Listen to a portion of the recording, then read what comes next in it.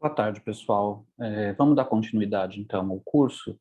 Hoje a gente vai falar sobre observadores uniformemente acelerados, tá? Então, observadores uniformemente acelerados, eles formam uma família de observadores particularmente interessante e útil em algumas análises, né, em física, principalmente quando a gente vai para depois, né, faz alguma conexão com física gravitacional, né, relatividade geral, é usado no chamado princípio de equivalência, e também desempenham um papel em teoria de informação quântica por conta de uma propriedade que a gente vai ver, que é que essa família de observadores, ao contrário da família de observadores inercial, ela não tem acesso causal a todo o espaço-tempo. Então, o fato dela não ter acesso, né, informacional ao espaço-tempo completo, isso traz alguns efeitos interessantes, né, para essa família de observadores quando a gente trata de teoria quântica, tá? Mas então, hoje a gente só vai abordar, evidentemente, os aspectos cinemáticos, a gente vai construir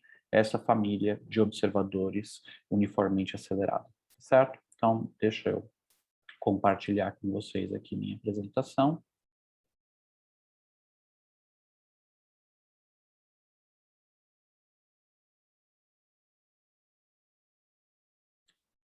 Muito bem.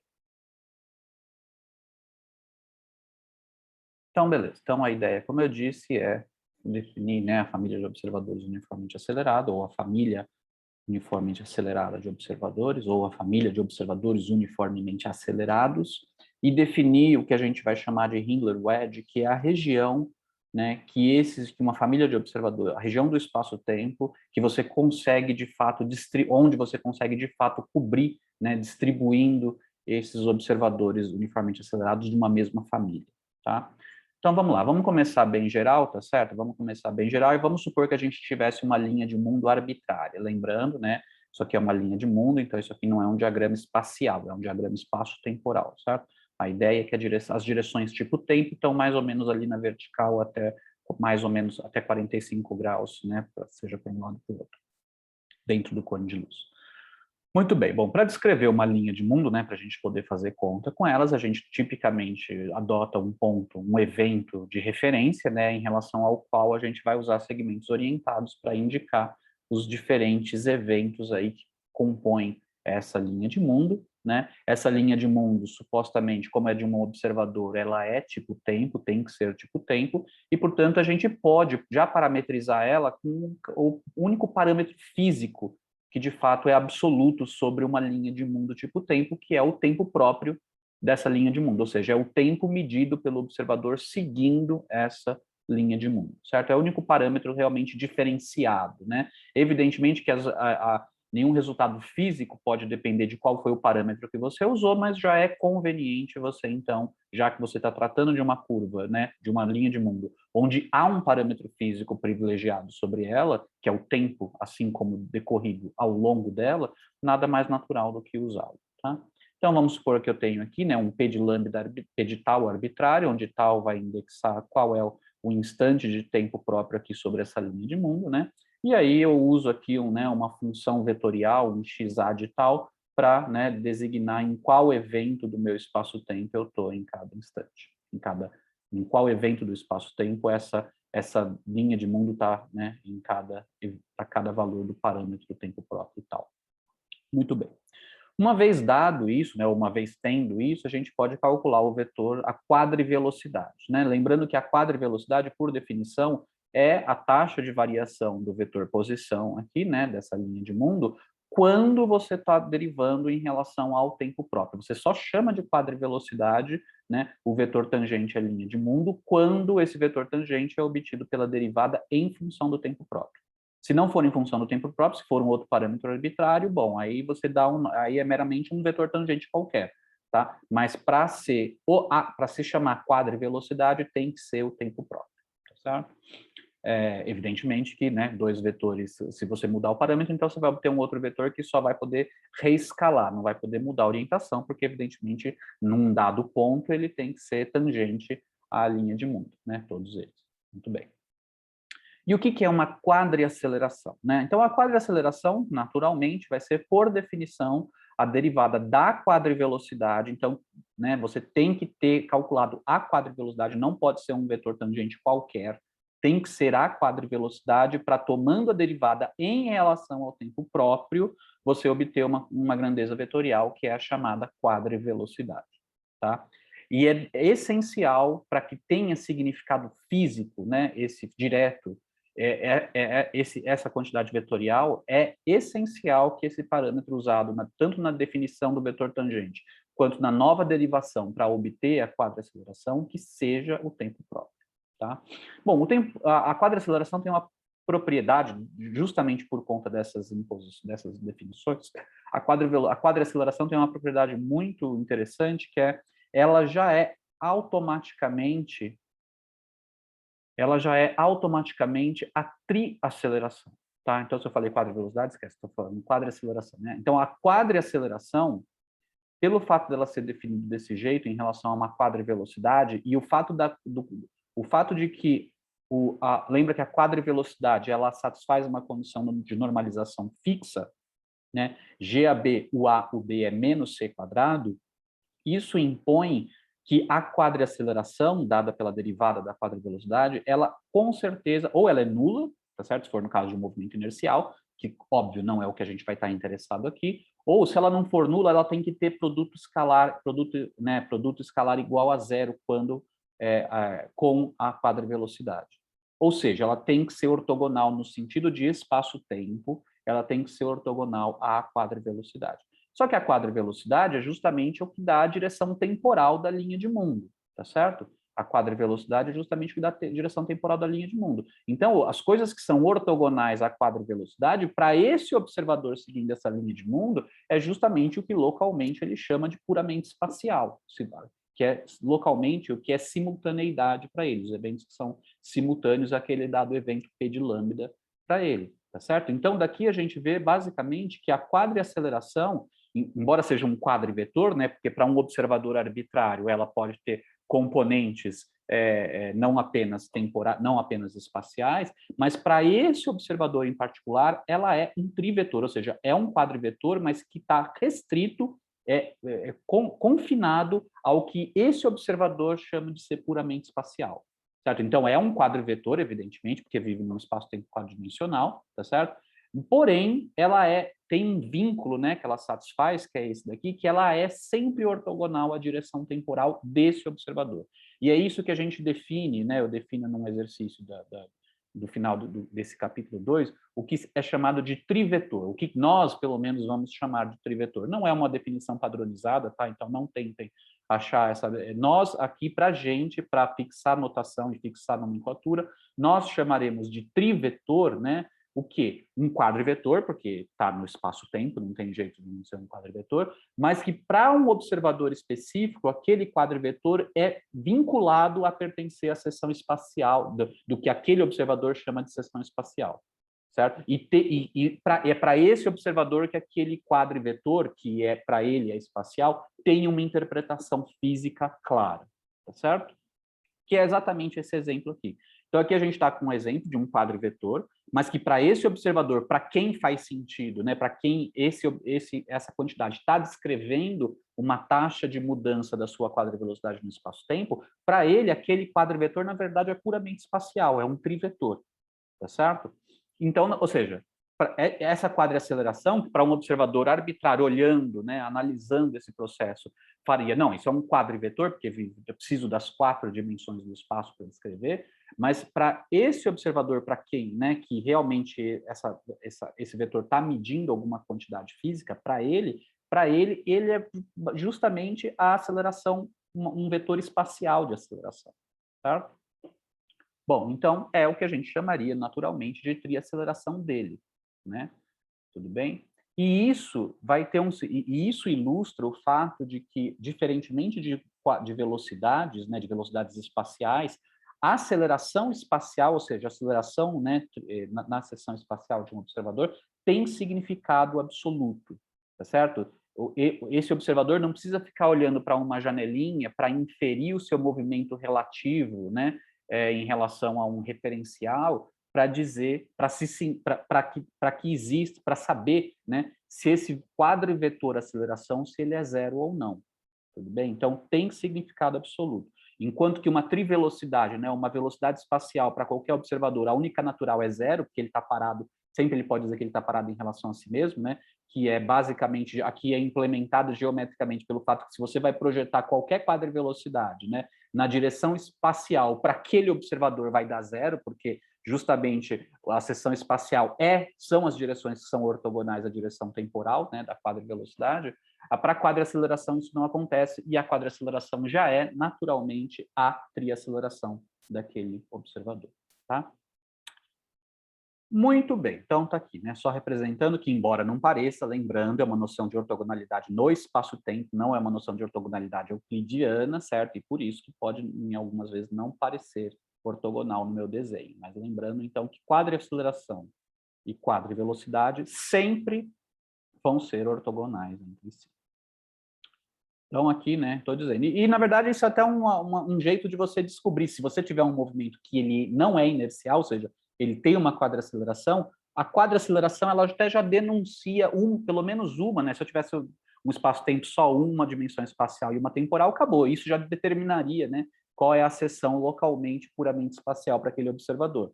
Bom, o nosso espaço-tempo não é 1 mais 1, mas é 3 mais 1, tem 3 dimensões espaciais e uma temporal. Então, além da direção definida pela quadriaceleração, eu vou ter outras duas, né, direções que são espaciais também, tá? Mas, pelo menos, a aceleração ela já vai dar para a gente, né, já vai denunciar para a gente uma das direções que são puramente espaciais para aquele observador, tá? Que, no caso, aqui é o que eu estou chamando de sigma de t.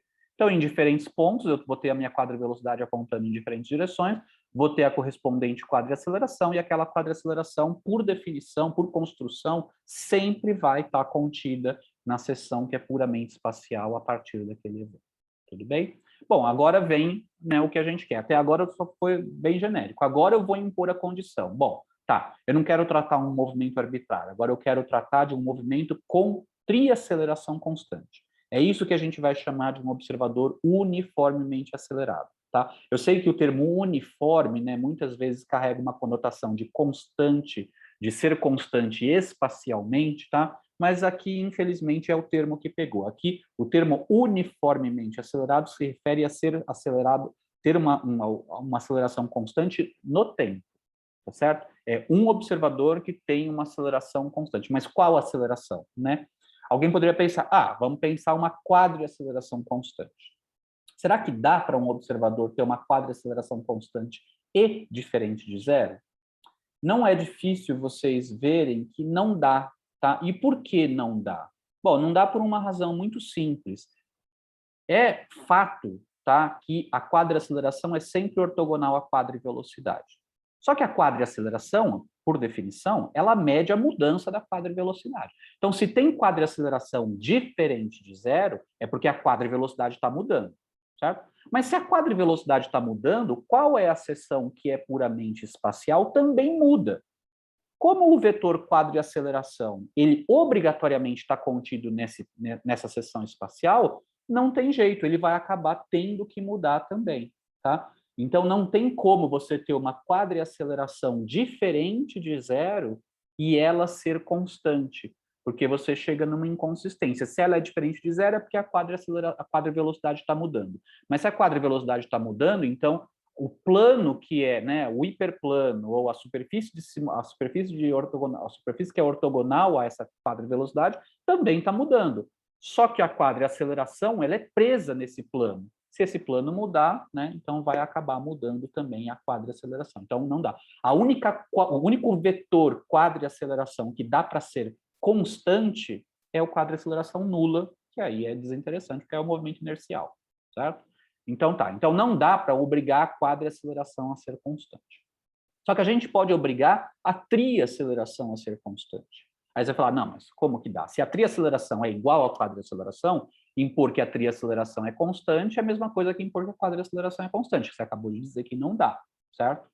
Então, tem uma sutileza aqui, né? Porque a ideia de, quando eu digo que a triaceleração é constante, eu quero dizer o seguinte: para esse observador, né? Para esse observador que está tendo tá atribuindo, tá vendo, que tem essa quadriaceleração, né? Que ele interpreta como sendo um vetor puramente espacial, a ideia é a seguinte: ele não pode ver mudança na sua aceleração, no seu vetor aceleração. Certo? Ele não pode ver mudança. Só que isso significa o seguinte: qualquer mudança na quadriaceleração que não for na direção espacial, ele não vai atribuir como sendo uma mudança do trivetor.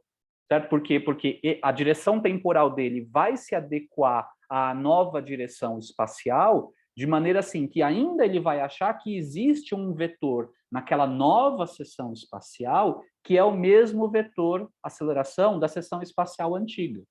Tá? Desde que esse vetor aceleração, quadriaceleração, só tenha mudado no que esse observador não percebe como espaço, ou seja, no que ele percebe como tempo.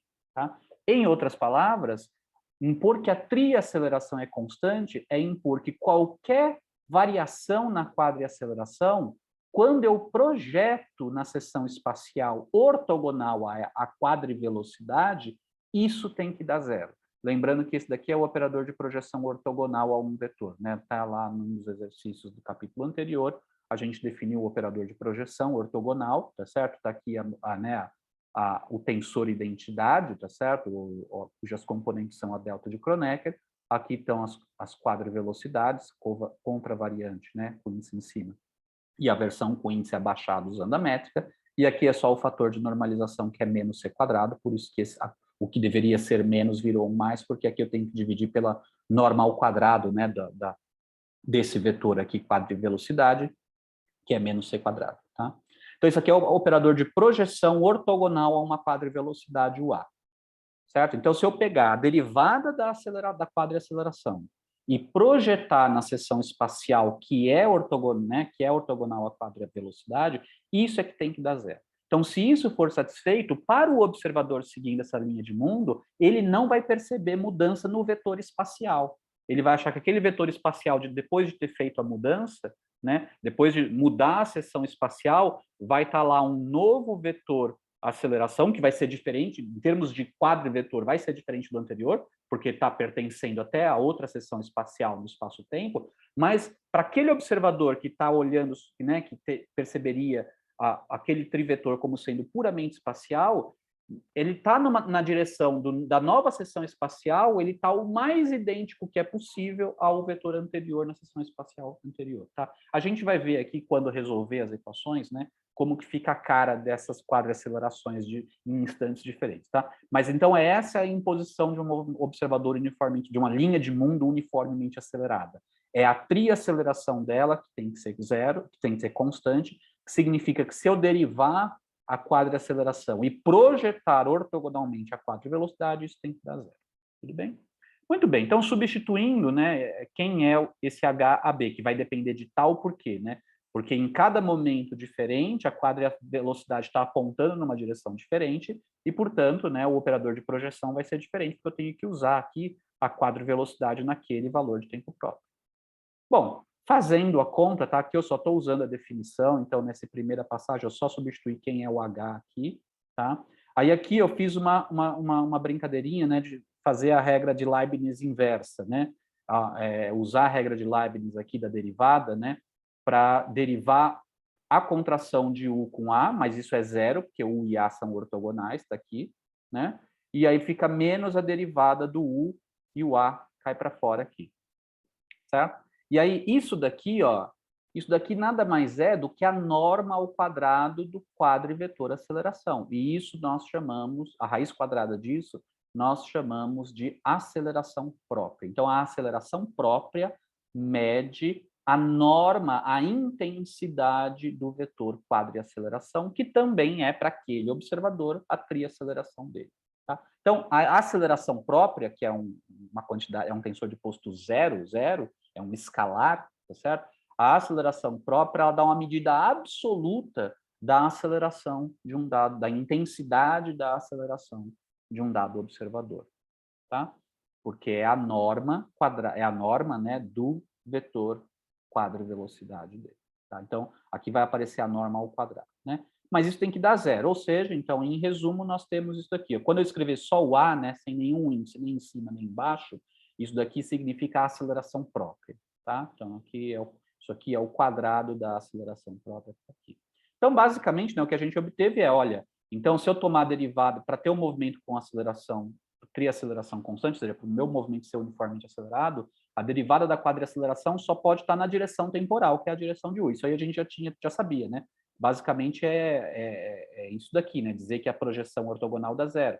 Só que agora a gente está vendo também, com essa manipulação, qual é o coeficiente que, né, quando eu tomo a derivada isso aqui eu já tinha imposto que quando eu tomo a derivada do A, né, só pode sobreviver a direção temporal. Só pode ter uma componente na direção temporal, que é a própria direção da quadrivelocidade.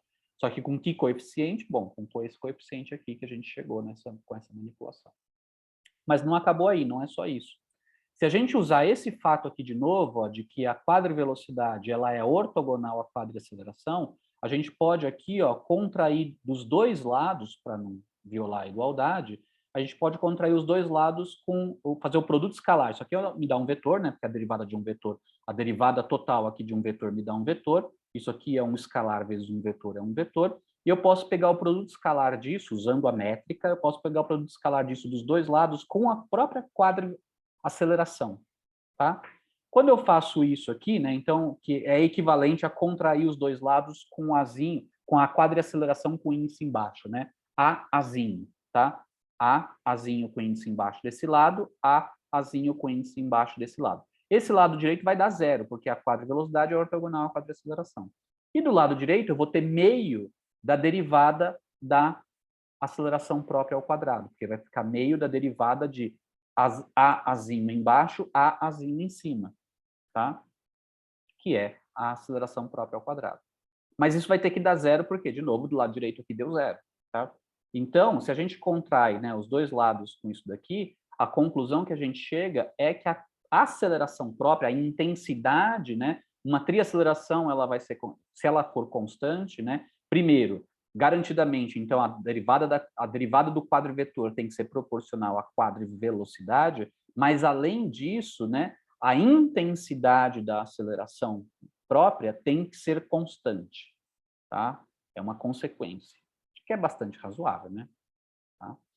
Bom, então, resumindo o que a gente tem, né? Se eu substituir que esse A de tal aqui, ele não é uma função, ele é meramente uma constante, que eu vou chamar a partir de agora de A0, tá? Então, A0 agora, esse zero aqui não é um índice tensorial, nem índice de componente, nem nada. É simplesmente para dizer que essa quantidade, que é um escalar, ela é constante, e a constante vale a zero, certo?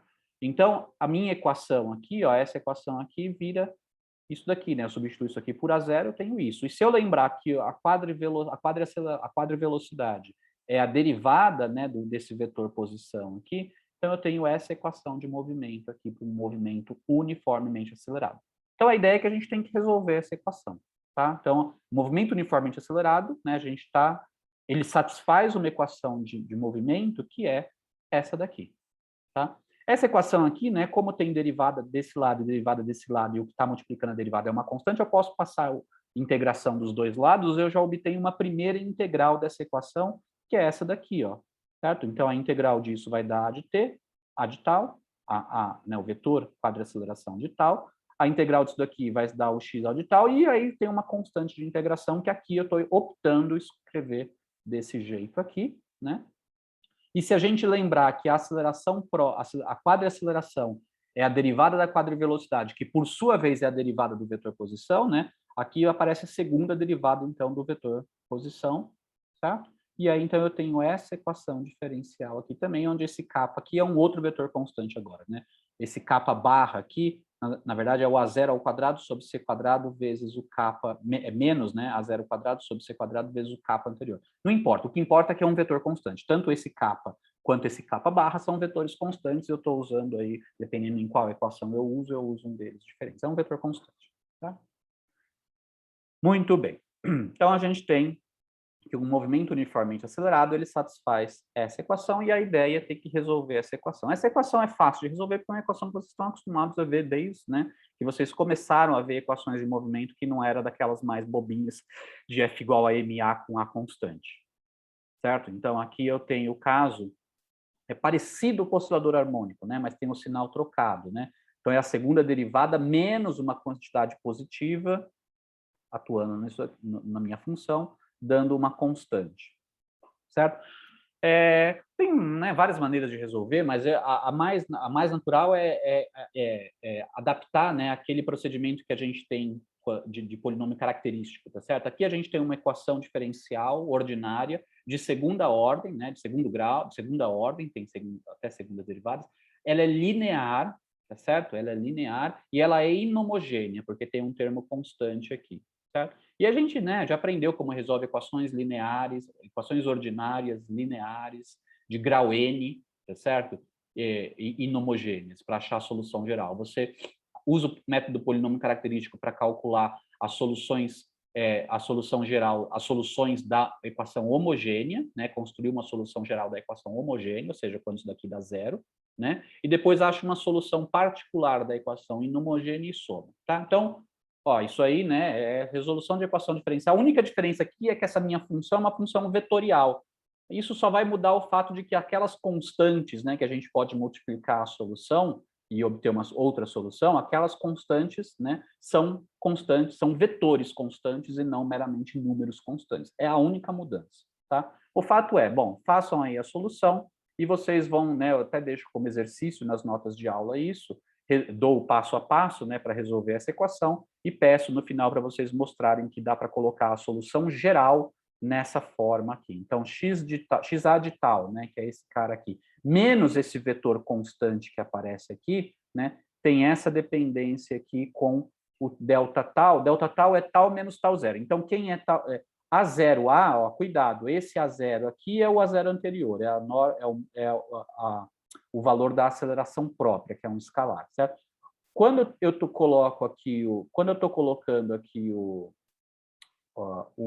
azinho em cima, significa que isso aqui é um vetor, né? Isso aqui nada mais é do que a quadrivelocidade num dado instante, num dado ponto da curva. Que ponto? O ponto parametrizado por um certo tal zero, tá? Então, porque eu preciso de condições iniciais para resolver uma equação diferencial, certo? E quais são as condições iniciais que eu estou usando? Eu estou usando quanto que valia, qual era a cara do vetor quadrivelocidade num dado instante tal zero, qual era o vetor posição num dado instante tal zero, mas se eu souber o vetor posição num instante tal zero, eu sei quem é a quadriaceleração naquele mesmo instante tal zero, e é em termos dessa quadriaceleração no instante tal zero, que é um vetor, então, constante que eu estou usando. Lembrando que esse vetor e esse vetor, eles são ortogonais, esse vetor é tipo tempo e, portanto, esse vetor aqui é tipo espaço, e, além disso, os dois, com esse denominador aqui, tanto esse vetor quanto esse vetor, eles estão normalizados, né? Porque a norma de uma quadrivelocidade é tal que, né, quando eu pego ela com ela mesma, vai dar menos c quadrado. Bom, se eu divido cada uma delas, se eu divido ela por c, quando eu pegar agora esse vetor e fizer o produto escalar com ele mesmo, vai dar menos 1, que é um vetor tipo tempo normalizado. Esse vetor aqui, ó, a norma dele ao quadrado, a norma dele é a zero. Esse a zero, mas é justamente esse a zero que eu estou dividindo. Então, na verdade, essa razão aqui me dá um versor espacial que é ortogonal a esse versor temporal. Então, aqui eu tenho dois versores, tá? Um na direção temporal e um na direção espacial, e que, além disso, ainda são ortogonais um ao outro. Tá? E em termos desses versores, né, um temporal e um espacial, eu tenho essa função aqui de tal, que é um cosseno hiperbólico e um seno hiperbólico. Tá? Bom, quem quiser, quem tiver familiaridade com função, né, com essas funções hiperbólicas, pode prontamente bater. Lembrando que isso aqui é um vetor tipo tempo e esse é um vetor tipo espaço, e eles são ortogonais, pode, por simplicidade, né, sem perda de generalidade, supor que esse meu UA sobre C é um versor que está vertical, esse A0A sobre A0 é esse versor aqui, tipo espaço, que está na horizontal, e aí usar essa combinação desses dois vetores para construir qual a cara, né, dessa cara geométrica dessa linha de mundo num diagrama espaço-tempo.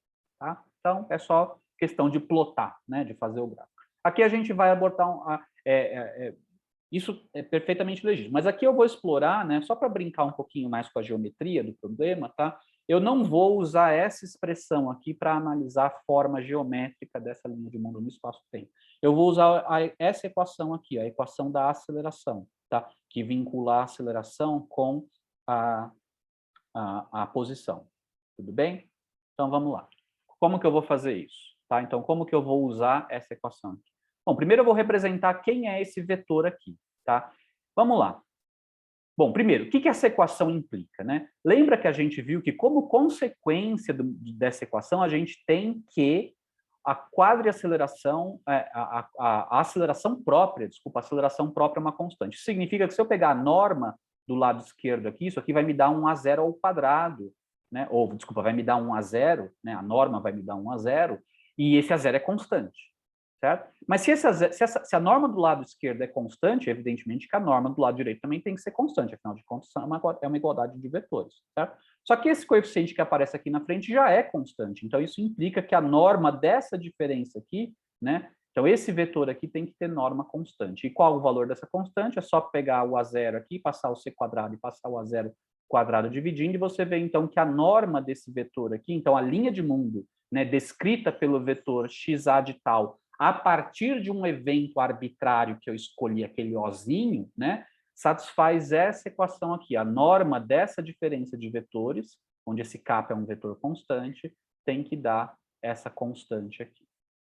Como que eu represento isso, né? Bom, eu vou representar da seguinte maneira. Lembra lá, né, quem é o meu vetor xa? O meu vetor xa é esse daqui, certo? É um vetor que pega lá aquele meu ponto arbitrariamente escolhido e vai me dar, vai me ligar, né, vai me apontar para um ponto da minha linha de mundo, certo? Em cada valor de tal diferente me dá um ponto P diferente da linha de mundo, certo? Que esse kappa, em princípio, é só um vetor constante, que apareceu como uma constante de integração. Só que a gente pode, né, dar um significado físico para ele. Se ele é um vetor, eu posso representar esse vetor como sendo um segmento orientado apontando de O para um evento, um dado evento Q. Certo? Quem vai determinar quem é esse evento Q é justamente quem é esse vetor constante kappa. Tá? Então, quem for esse vetor constante kappa é o que vai determinar quem é o evento Q, porque eu pego esse kappa, coloco lá, né, a traseirinha dele lá naquele mesmo vetor, naquele mesmo evento de referência que eu comecei minha construção, né, e uso agora um vetor kappa. E aí você repara que essa equação aqui, na verdade, é uma equação vinculando a norma desse vetor aqui, ó. Certo? Porque esse é o vetor xa menos kappa. Tá? Então, qualquer que tenha sido o ponto de referência que você começou, né, a sua equação de movimento, ela te vincula a norma, né, a dizer que, olha, a norma do vetor separação entre um dado evento Q, né, fixo, e os eventos da sua linha de mundo, esse intervalo invariante tem que dar constante, né, ou essa norma tem que ser constante, tá certo? Aí a gente pode se perguntar, bom, dado um evento Q, que foi determinado por essa constante kappa, então o evento Q foi determinado por essa constante kappa, então qualquer que seja os eventos da linha de mundo, né, tem que estar ligado até Q, ou Q tem que estar ligado até esse evento arbitrário da linha de mundo, de maneira que a norma desse vetor seja uma constante, certo? Só que repara que a norma desse vetor é justamente o que a gente chama de intervalo invariante entre esses dois eventos. Certo? Então, significa o seguinte, ó, qualquer que seja o evento da minha linha de mundo, o intervalo invariante entre esse evento e esse evento Q aqui tem que ser sempre o mesmo valor. E lembra, e ó, é positivo, já implicando que esse vetor separação aqui ele é tipo espaço, certo? Porque esse intervalo invariante está dando positivo. Tá? Bom, a gente pode se perguntar o seguinte, qual é o lugar geométrico no espaço-tempo que, dado um evento Q, me retorna todos os pontos que tenham dado intervalo invariante um certo valor constante, né? Se fosse igual a zero, se eu pegasse quais são os eventos do espaço-tempo né, cujo o intervalo invariante com Q dá zero, isso me daria o cone de luz de Q, tanto de cima quanto de baixo, certo? Então, aqui em amarelo estão todos os eventos que o intervalo invariante em relação a Q dá zero, certo? Só que aqui não é zero, é positivo, né, indicando que é tipo espaço, a separação do evento P para o evento Q é uma separação tipo espaço, como está claro aqui, tá certo? Mas qual é a cara de todos, né? Então, se eu pegar todos os eventos do meu espaço, dado um evento Q, todos os eventos do espaço-tempo cujo intervalo invariante até esse evento Q tem um dado valor constante, isso me dá um hiperboloide, tá? Isso acho que foi um exercício, né? Em algum momento das notas tinha um exercício para vocês esboçarem, né, o lugar geométrico que tinha intervalo invariante igual a constante. Lá eu tinha feito num espaço né, acho que num diagrama 1 mais 1, né, mas eu acho que eu pedia para vocês imaginarem o que seria se fosse, né, tivesse mais dimensões espaciais. O fato é dar um hiperboloide como esse, lembrando que aqui a gente já está suprimindo uma dimensão espacial, né, porque na minha perspectiva aqui, o máximo que eu consigo é tentar esboçar algo que dá a impressão de ser tridimensional, mas uma dimensão é temporal e as outras duas são espaciais, certo? Bom, esse em azul aqui é o lugar geométrico que tem um intervalo invariante igual a uma constante, e repara que essa constante depende da aceleração própria da linha de mundo, e isso vai ser importante mais adiante, tá? Então, assim, a linha de mundo, né, essa linha de mundo aqui, eu ainda não sei qual ela é, porque ela é uma curva, não é uma superfície, certo? Mas certamente ela tem que estar contida nessa superfície. Então, se um evento é esse daqui, onde estão os outros? Certo? Onde estão os outros? E para saber onde estão os outros, agora a gente vai usar uma outra propriedade dessa equação aqui, que é a seguinte. Imagina, eu vou desenhar, para não contaminar a figura, tá? É o mesmo evento P, mas para não contaminar a figura, eu vou desenhar aqui embaixo, tá? Então aqui eu tenho um evento, um dos eventos da linha de mundo, P de T, P de tal, né? E vamos supor que nesse evento eu olho para onde está a quadrivelocidade. Vamos supor que a quadrivelocidade estava para cá. E nesse evento eu também olho para onde está a quadriaceleração. Vamos supor que a quadriaceleração está para cá. Tudo bem? Bom, certamente esses dois vetores não podem ser colineares, porque eles têm que ser ortogonais, tá certo? Então, certamente, para cada evento P de tal pertencente à linha de mundo, se eu pego a quadrivelocidade e o quadrivetor naquele evento, isso me gera um plano, isso me define um plano, passando por aquele evento P de tal, certo? E a argumentação agora é a seguinte: esse plano contém toda a linha de mundo, tá? Então, a linha de mundo é uma curva plana no espaço-tempo. Se eu pegar qualquer evento dela e pegar o plano gerado pelo vetor tangente a ela, que é a quadrivelocidade, e a quadriaceleração naquele evento, isso me define um plano onde toda a linha de mundo a linha de mundo inteira está contida naquele plano.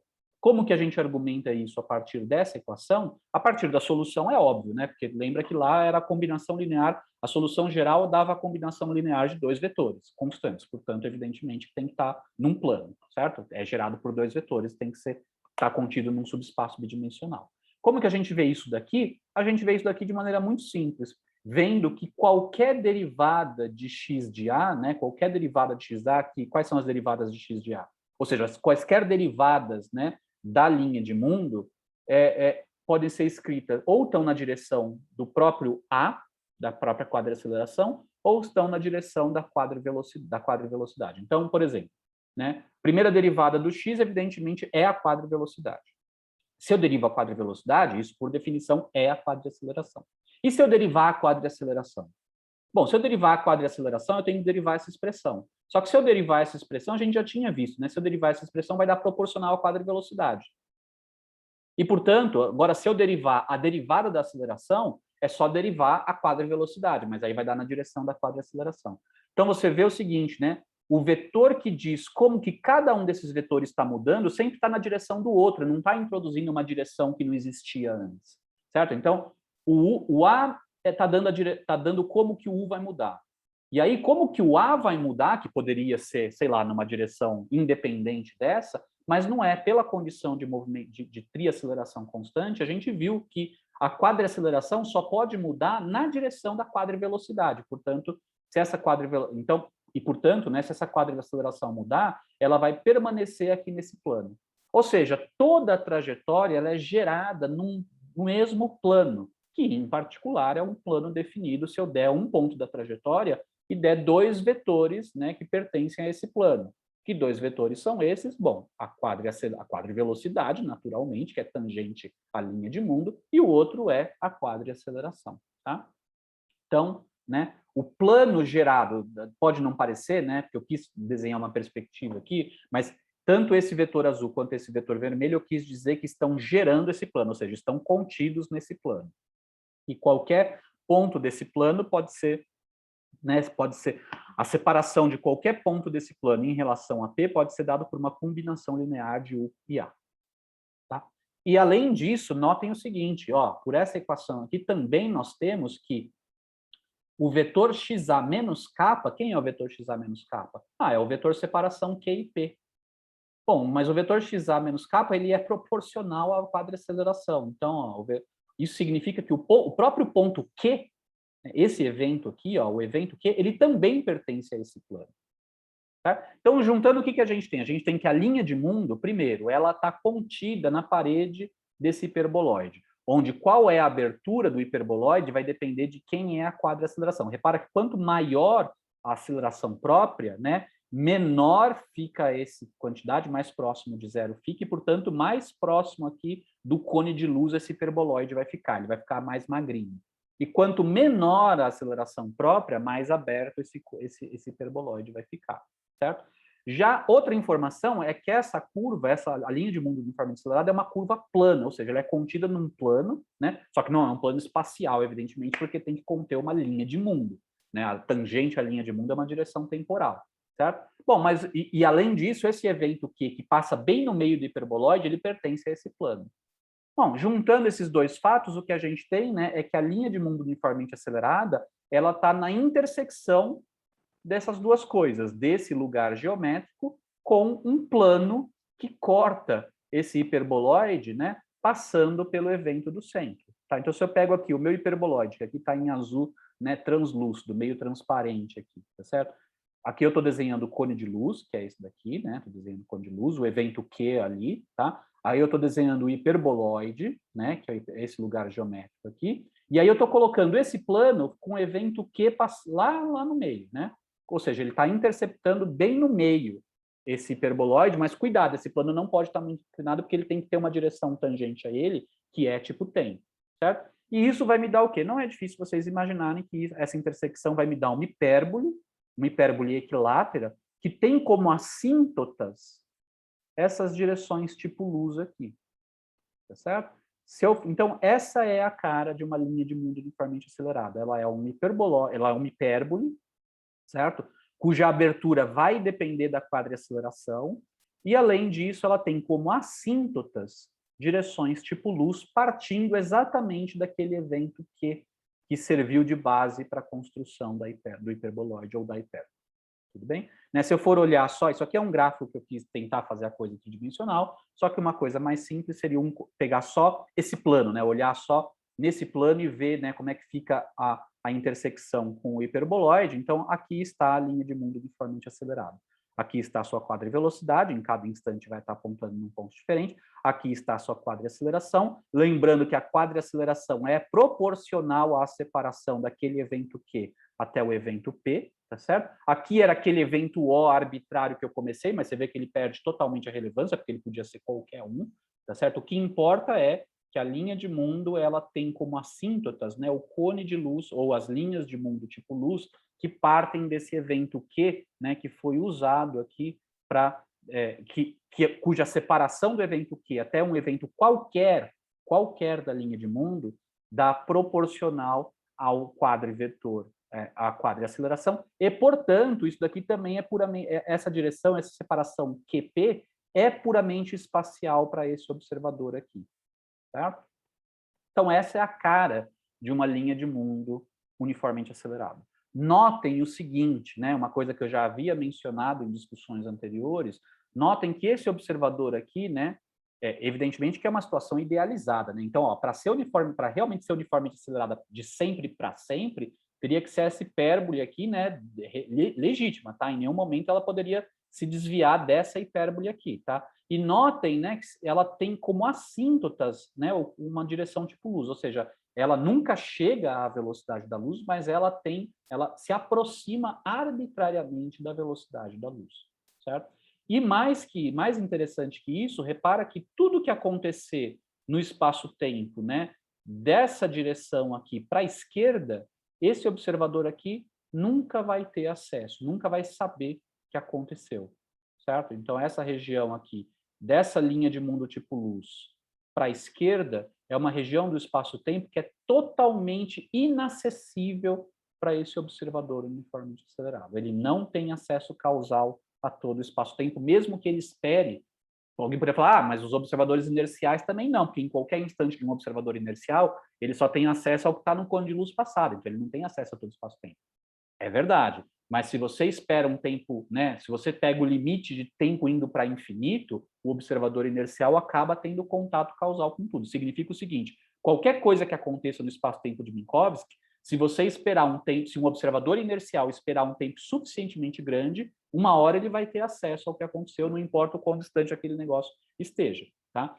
Aqui não. Aqui, se o observador ele for uniformemente acelerado, existem regiões do espaço-tempo que, mesmo que ele espere um tempo arbitrariamente longo, existem regiões às quais ele nunca vai ter acesso causal, porque ele está uniformemente acelerado, tá?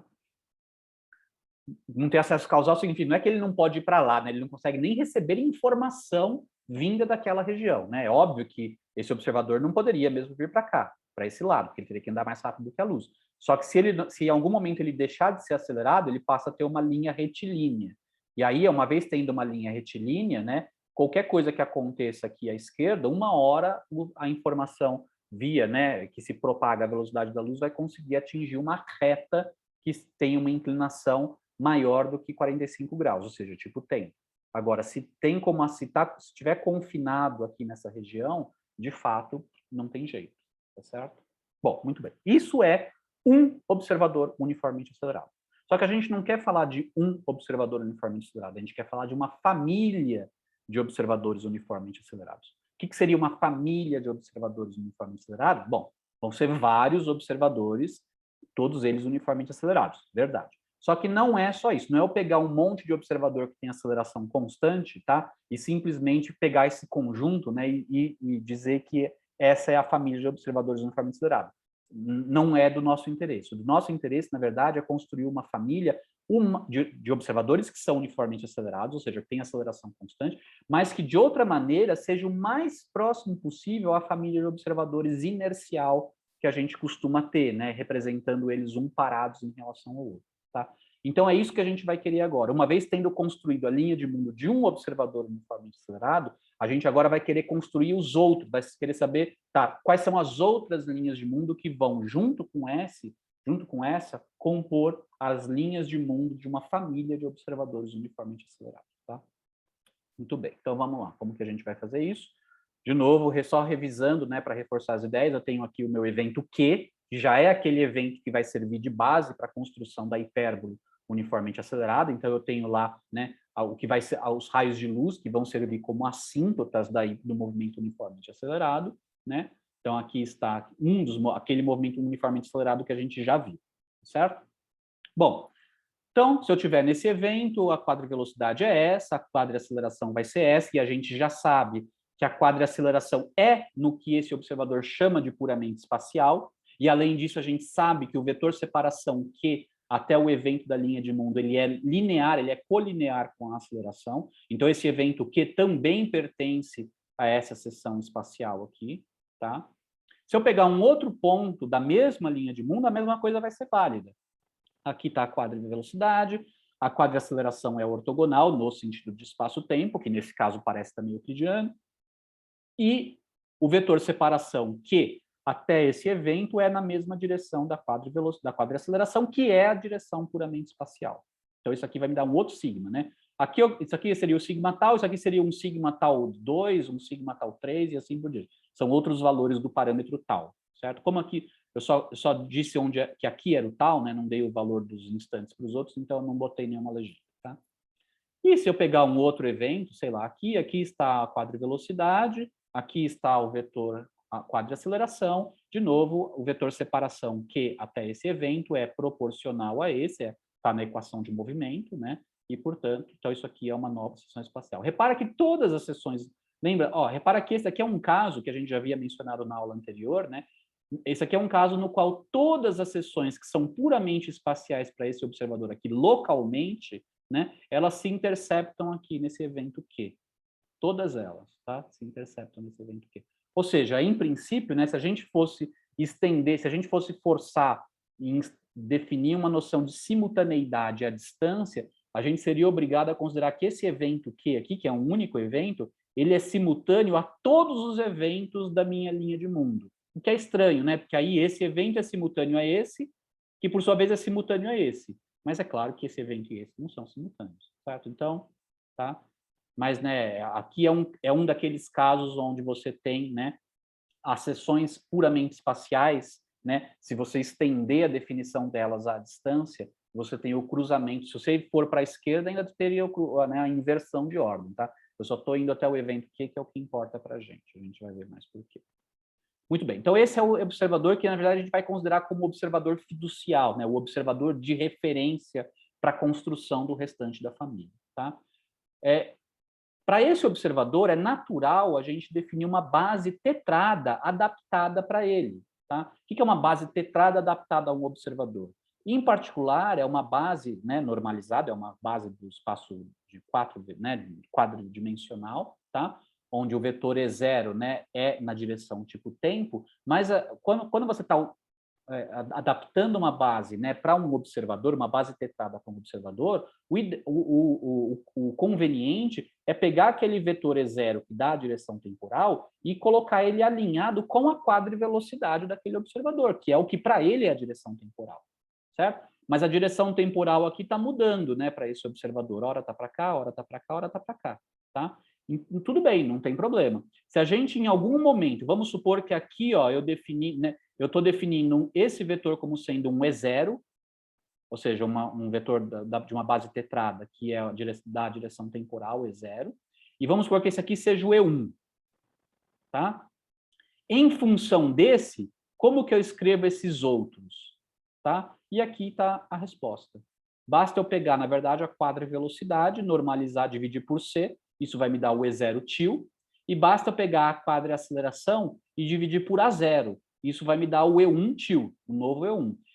E as direções ortogonais aqui permanecem, tá? As outras direções, por isso que eu nem, né, desenho ela aqui, porque as direções 2 e 3, né, se a quadriaceleração está na direção 1, né, está definindo a direção espacial 1, a direção 2 e 3 são ortogonais, tanto a quadrivelocidade quanto a quadriaceleração, então elas, né, ficam imutáveis à medida que essa linha de mundo aqui muda a sua direção no espaço-tempo. Tá? Então, não vai desempenhar nenhum papel muito relevante aqui no momento. Tá?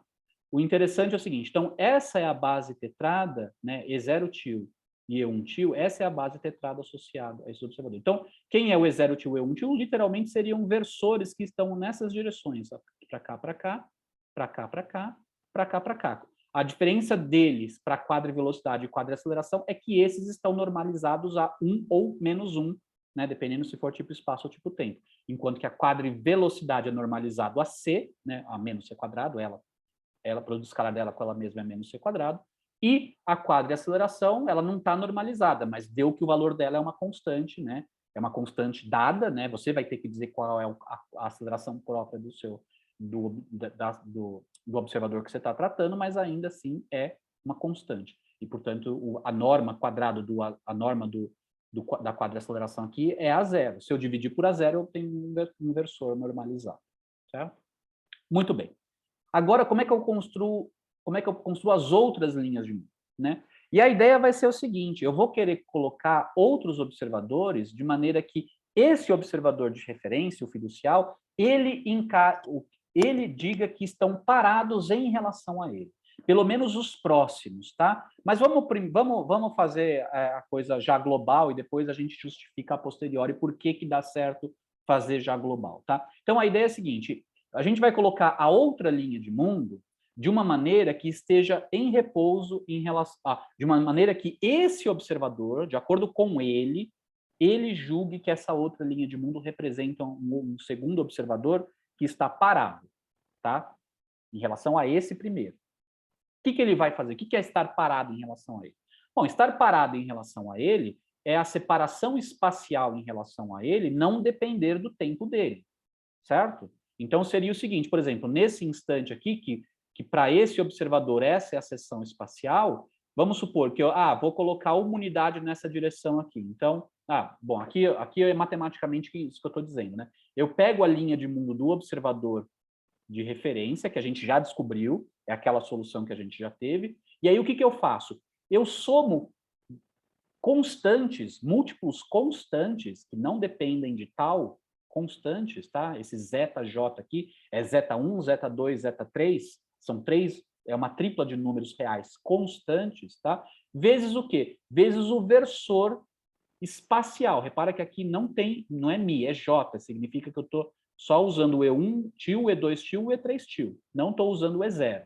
Por quê? Porque eu quero pegar esse evento aqui, cada um desses eventos, num dado instante tal, pega o evento dado por xa de tal e soma, né? E anda ao longo da seção espacial, que é determinada por esses versores espaciais etil, mas anda de uma certa quantidade fixa, constante. Zeta, aqui, por exemplo, vamos supor, uma unidade em zeta1.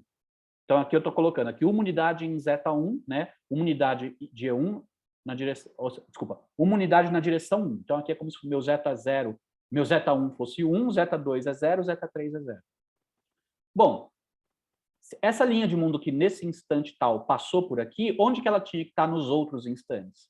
Bom, a ideia é que se esse observador vai interpretar que essa outra linha de mundo representa um observador parado, se aqui a posição é uma unidade na direção 1, aqui também tinha que ser uma unidade na direção 1. Então, se esse aqui for o versor E1, uma unidade na direção 1 está aqui. E em todos os instantes, na direção espacial para esse observador, ele adiciona uma separação de uma unidade na direção 1, que para ele é a direção espacial 1, ele estaria aqui.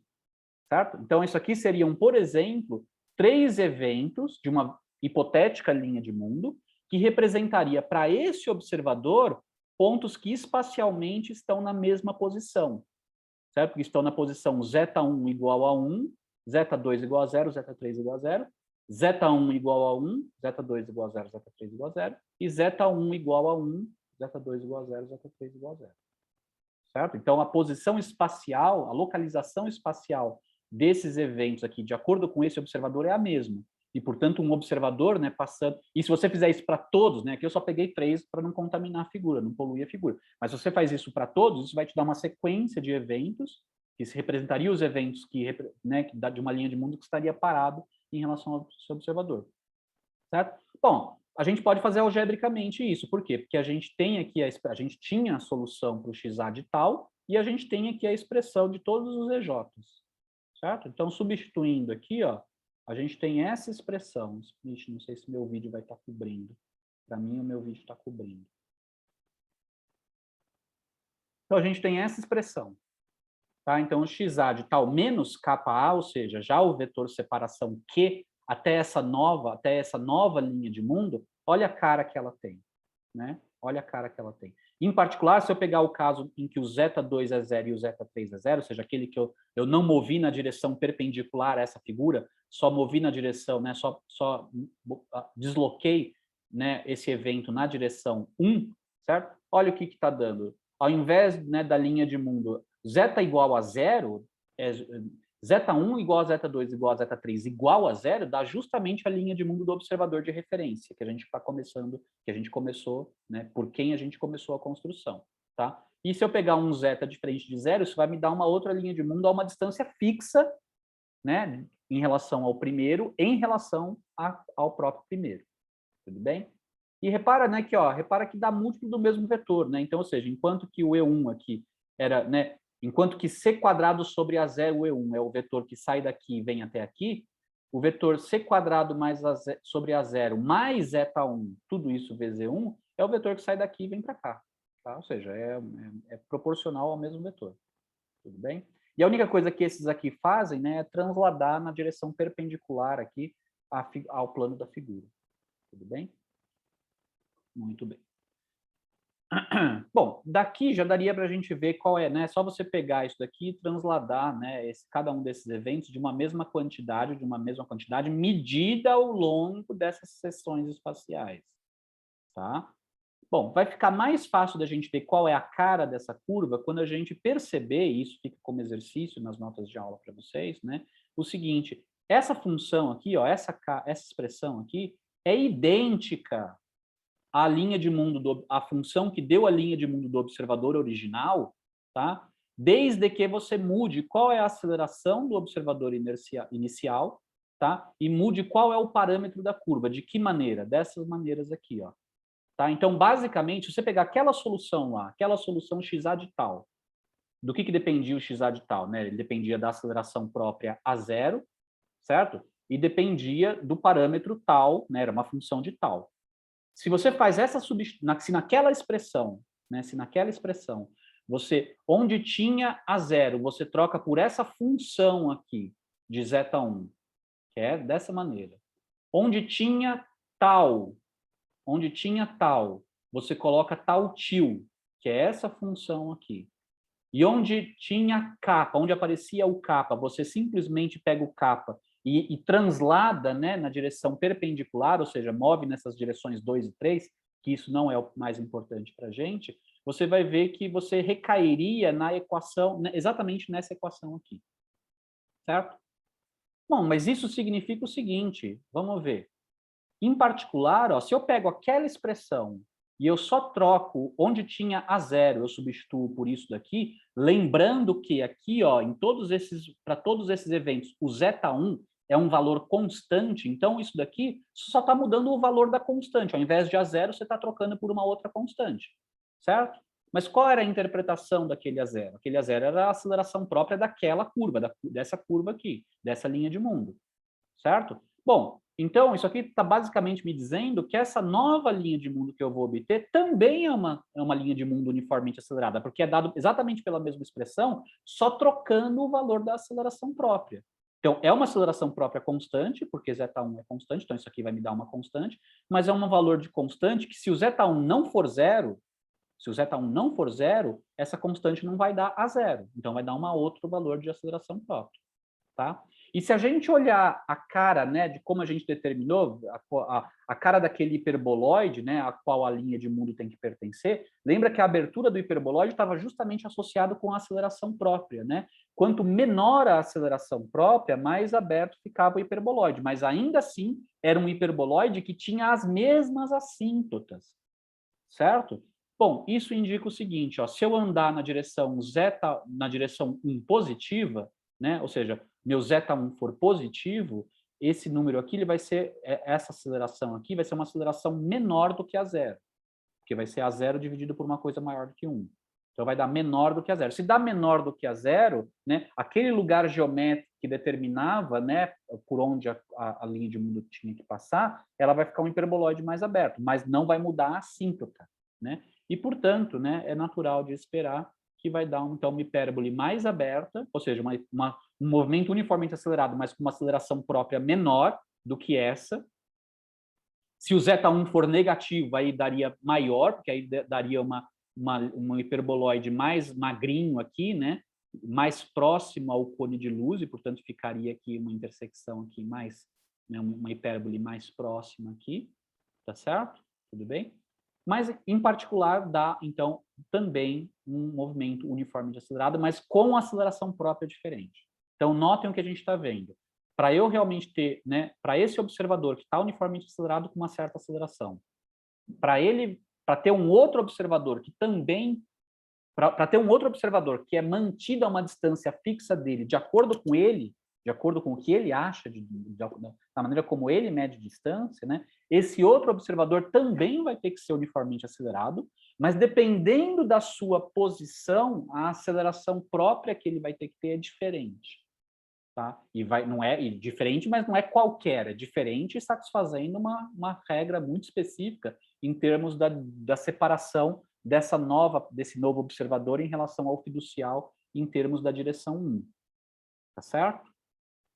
Então, isso, né, ajuda a gente a ver qual é a cara dessa nova linha de mundo. E assim por diante. Se eu quiser uma outra linha de mundo que está mais distante, na verdade, eu teria que pegar uma outra hipérbole, certo? O importante é que todas essas hipérboles têm as mesmas assíntotas, não é uma outra. Então, não é uma hipérbole deslocada, tá certo? Não é essa mesma hipérbole deslocada. Porque se fosse essa mesma hipérbole deslocada, seria um movimento uniformemente acelerado com a mesma aceleração própria. E aí, mas aí, se eu desloco a hipérbole, a assíntota também deslocaria. Então, não é um deslocamento meramente, é realmente você mantém a assíntota e abre mais a hipérbole de maneira a manter a assíntota, mas o ponto aqui de máxima aproximação mudou. Tudo bem? Então, e aí, se eu faço isso para diferentes valores de zeta, né, eu obtenho os diferentes membros dessa família uniformemente acelerada. Tudo bem? Tá ótimo. E qual é a... Por que teve que mudar também o parâmetro sobre a curva, né? Então, aqui, por exemplo, se aqui for 0, aqui também é 0. Se aqui for 1, aqui também era 1. Se eu estiver parametrizando essa... Ó, aqui, esse tal tem a interpretação de tempo próprio, certo? Só que uma vez que eu gerei aqui a seção espacial, né? Quando eu estou escrevendo desse jeito aqui, ó, quando eu estou escrevendo desse jeito, eu estou usando o mesmo valor de tal que eu usei aqui, eu estou usando aqui. O mesmo valor de tal que eu usei aqui, eu estou usando aqui, porque é a intersecção dessa linha de mundo com esse sigma tal, esse sigma 0, esse sigma -1, por exemplo, e assim por diante, certo? Mas o problema é o seguinte, esses valores de parâmetros para essas outras curvas não bate com o tempo próprio daquela curva. E é isso que essa minha função está dizendo, tá? Que, olha, se aqui, por exemplo, é 0 e aqui for tal igual a 1, isso significa que daqui até aqui passou 1 segundo de fato. Para esse observador, daqui até aqui passou 1 segundo. Mas o fato de aqui ser t igual a 0 e aqui ser tal igual a 1, não, o tempo próprio daqui até aqui não foi 1 segundo. Ah, não foi? Quanto foi? É só você substituir nessa fórmula para delta tal igual a 1. E aí você vai ver que vai dar maior do que 1 segundo. Então, se daqui até aqui passou 1 segundo, daqui até aqui passou mais do que 1 segundo. Tá? Outra maneira de ver isso é quando você toma o vetor tangente. Pega essa curva aqui, ó, parametrizada por tal, tá? Parametrizada com tal, e toma a derivada em relação a tal, que é o parâmetro da curva. Tá? Olha o que vai dar. É só você fazer, tá? Usa a expressão, usa o E1 aqui, blá, blá, faz tudo e você vai ver que vai dar isso daqui. Tá? Onde esse U são esses vetores aqui. É a quadrivelocidade do observador fiducial de referência, que é uma quadrivelocidade legítima, normalizado a menos c quadrado, certo? Mas se essa daqui está normalizada a menos c quadrado, certamente esse daqui não está, porque esse daqui tem um fator na frente, certo? Então, isso mostra o seguinte, quando eu pego esse cara, né, parametrizado por tal, e tomo a derivada em relação a esse parâmetro tal, nessa linha de mundo não deu um vetor tangente normalizado a menos c quadrado. E, portanto, esse tal não é o tempo próprio desse observador. Tá? E isso pode ser visto tanto daqui quanto daqui. Repara que a função que aparece aqui é exatamente a mesma. Né? Ou seja, se eu passar isso aqui dividindo e definir um novo tal tio, que é esse cara vezes tal, aí dá um vetor normalizado a menos c quadrado, porque esse sim é que é o tempo próprio dessa linha de mundo. Tudo bem? Apesar disso, olha que coisa interessante. Apesar disso, notem que o vetor tangente, embora ele não tenha saído normalizado, ele é na mesma direção desse vetor, ou seja, pode não parecer da minha figura, mas esse vetor aqui, ó, é paralelo a esse. Na verdade, se eu normalizar para realmente ter a quadrivelocidade, ou seja, se eu realmente calcular a quadrivelocidade desse observador, e não meramente o vetor tangente pelo parâmetro tal, mas quem é de fato a quadrivelocidade, tá? Eu vou ver que a quadrivelocidade aqui é idêntica à quadrivelocidade aqui, é o mesmo vetor. A quadrivelocidade aqui é idêntica a essa. A quadrivelocidade aqui é idêntica a essa. Ou seja, realmente, comparando eventos que estão numa mesma superfície de simultaneidade, aqueles observadores têm quadrivelocidades iguais, ou seja, é realmente a noção de estar parado um em relação ao outro, certo? Porque eles estão exatamente com movimentos localmente paralelos, tá certo? E por que isso é relevante? Isso é relevante pelo seguinte: então, essa seção de simultaneidade aqui, né, que eu comecei construindo como sendo a superfície puramente espacial para esse observador, ela também é para esse observador. E também é para qualquer outro. E é por isso que, embora, né, a gente tenha feito aquela nota de cuidado na aula anterior, olha, noção de superfície espacial e de simultaneidade só é bom fazer localmente, cada linha de mundo tem a sua própria noção de simultaneidade, aí se você tem uma família, você cola, né, as noções de simultaneidade de cada linha de mundo uma do lado da outra para formar uma superfície, no final é isso que a gente está fazendo aqui. Embora, né, eu já tenha tomado o atalho, como eu já sabia o que ia dar, eu não disse isso de começo. Mas é isso que a gente está obtendo, ou seja, essa superfície de simultaneidade aqui, certo? Ou seja, que é a superfície que é ortogonal à quadrivelocidade desse observador nesse ponto, né? Mas ela também é ortogonal às linhas de mundo dos outros membros dessa família. Então, não é que ela, né, não é que, assim, a posteriori, eu não interpreto necessariamente essa superfície aqui como sendo realmente a superfície de simultaneidade desse observador. Não. Para esse observador, a simultaneidade é só definida localmente ortogonal à sua quadrivelocidade. Está aqui. Só que para os vizinhos vai definir exatamente as mesmas superfícies. Tá? Embora o intervalo de tempo decorrido seja diferente, o que é simultaneidade, eles concordam com o que é seção puramente espacial. Tá?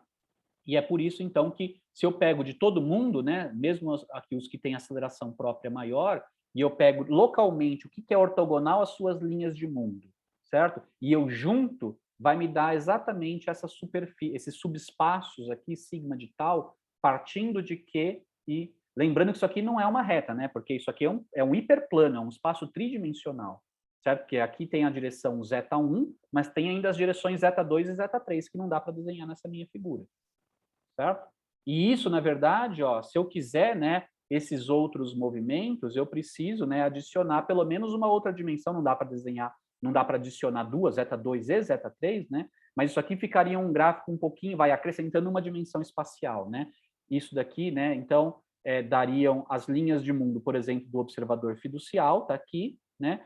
Acrescentando, né, mudando, pegando outras linhas de mundo que se movem, né, separadas do original, na direção da sua quadriaceleração, dão esses outros observadores que têm acelerações próprias diferentes, certo? Mas eu também posso obter novas linhas de mundo movendo, né, na direção perpendicular à aceleração. E aí é só você realmente pegar, né, e transladar na direção perpendicular rigidamente, tá? Então você teria esses outros observadores. Tudo bem? Bom, como eu disse, né, repara, portanto, que a família de observador, assim como um único observador uniformemente acelerado, ele não tem acesso causal a todo o espaço-tempo, isso é verdade para todos os membros dessa família, né? Essa família de observadores uniformemente acelerados, na verdade, você só consegue usar ela para recobrir, né, para cobrir e para descrever, portanto, né, essa família de observadores uniformemente acelerados só consegue descrever o que está acontecendo nessa região aqui do espaço-tempo, tá? Que, repara, não é, né, não é fora de um cone de luz, tá certo? Porque, ó, é como se fosse um diedro, tá certo? É como se fosse um diedro. Se eu tivesse um espaço-tempo que tem duas dimensões espaciais mais uma, seria um diedro aí, certo? Onde que esse diedro tá, você pode mover ele rigidamente no seu espaço-tempo à vontade, porque quem é esse evento de referência Q no espaço-tempo é arbitrário, certo? Eu posso deslocar essas minhas hipérboles em quaisquer direções, tudo bem? Mas o fato é, dada uma família de observadores uniformemente acelerados que tem essa propriedade que entre eles estão parados, isso só consegue cobrir uma região, né, um quarto grosseiramente, ops, desculpa, estou antecipando aqui, um quarto aproximadamente, embora seja uma região infinita, né, mas é aproximadamente um quarto da região do espaço-tempo. E é essa região que pode ser, né, coberta com observadores uniformemente acelerados é que se dá o nome de cunha de Hindler. Cunha é o nome dessa forma, né? E, que em inglês é wedge, e aí pegou, né? O nome mais comum, a gente em português não fala cunha de Hindler, a gente fala Hindler wedge mesmo, tá? A gente importou esse termo, né? E é essa região, então, que nós chamamos de Hindler wedge. Então, Hindler wedge é a região do espaço-tempo de Minkowski natural para uma família de observadores uniformemente acelerada, né, analisar, tá certo? Digamos assim, eu poderia até colocar o seguinte, o Hindler wedge é o espaço-tempo legítimo para uma família de observadores que sempre foi e sempre será uniformemente acelerado. Uma família de observadores rigorosamente uniformemente acelerada, que evidentemente é uma idealização irreal, tá? Mas uma família de observadores uniformemente acelerada, de sempre para sempre, ela só cobre essa porção do espaço-tempo de Minkowski chamada Hindler wedge. Tudo bem? Tá certo. Então, agora, só para usar isso para resolver um pseudo-paradoxo, né, interessante, que é conhecido como paradoxo de Bell, tá? Então, deixa eu só passar aqui rapidamente, que eu comi bola, né, aqui. Vamos lá, vamos lá, vamos lá.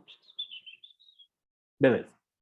Paradoxo de Bell. O que é o paradoxo de Bell? O paradoxo de Bell é o seguinte. Bell é o mesmo Bell das desigualdades de Bell, da mecânica quântica, tá? Mas aqui ele é um paradoxo atribuído a ele, né?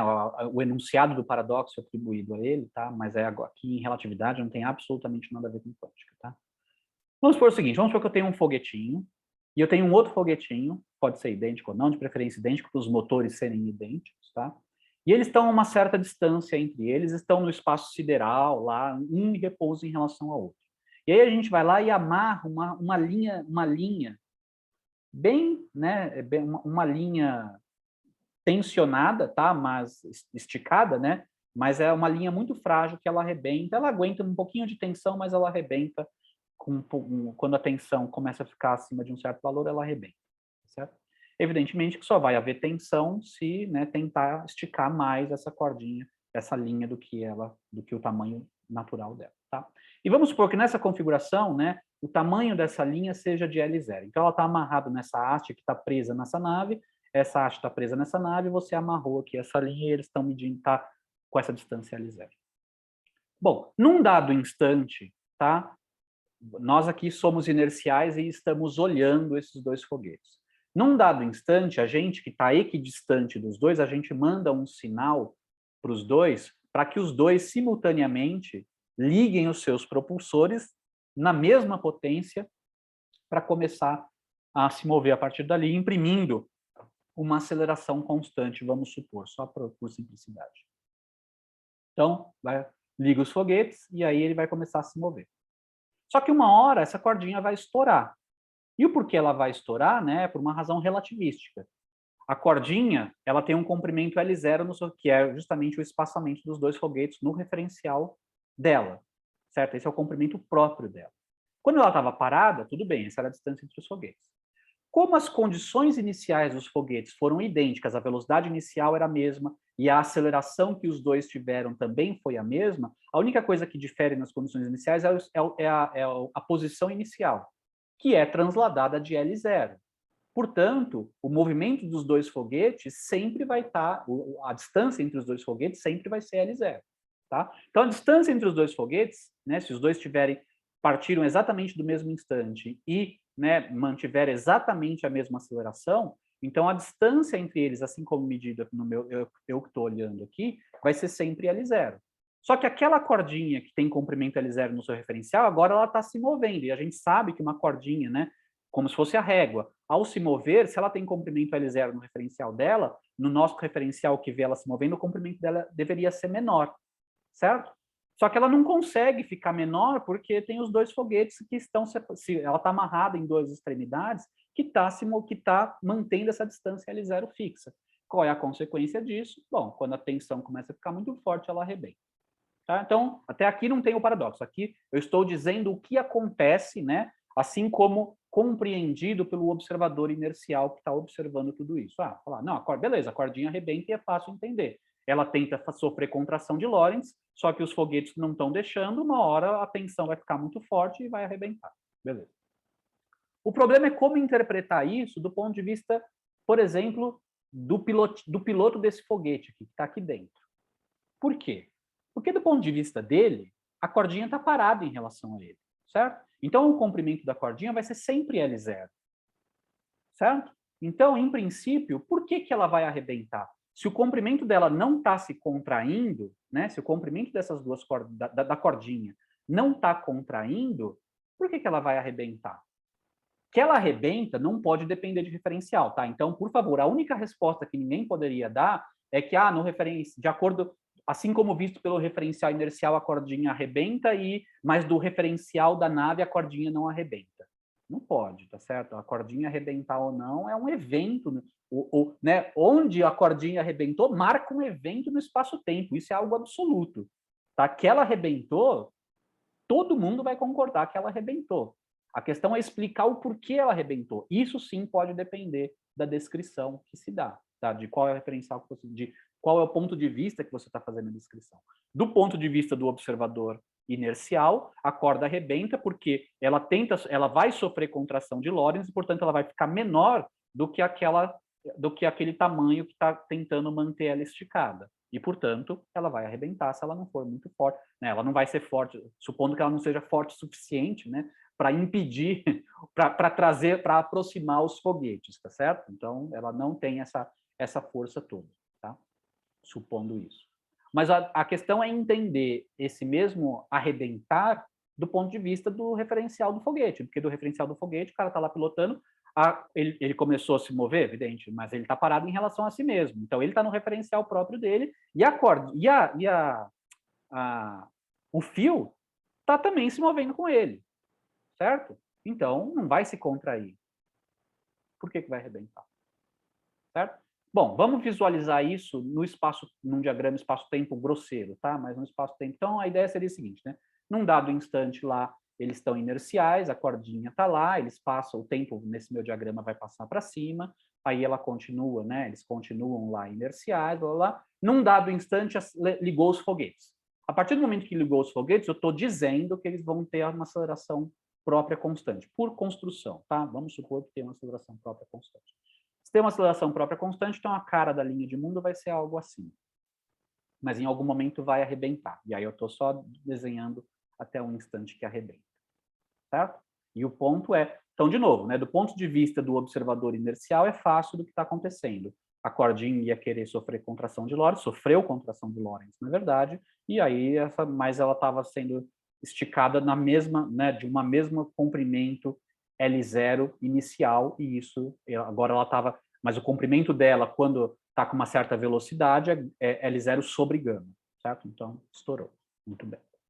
O ponto, como eu disse, é explicar do ponto de vista do carinha da nave aqui, do porquê estourou. Né? Muito provavelmente, a maneira como eu falei, né, a maneira como eu montei a família de observadores no uniforme acelerada, muitos de vocês já devem ter batido o olho, só de ver, na verdade, essa minha figura aqui, já deve ter entendido tudo do porquê que arrebenta. Né? Já de desenhar o diagrama de espaço-tempo, já deve ter ficado claro por que arrebenta do ponto de vista da nave, do observador na nave. Certo? Para quem ainda não ficou claro, vamos lembrar, né? Vamos lembrar da construção da família de observadores uniformemente acelerada. Lembra que, para esse observador uniformemente acelerado, né? Então aqui seria o caso de que daqui para trás não vale, né? Então estava inercial, e a partir daqui eles começaram a acelerar, certo?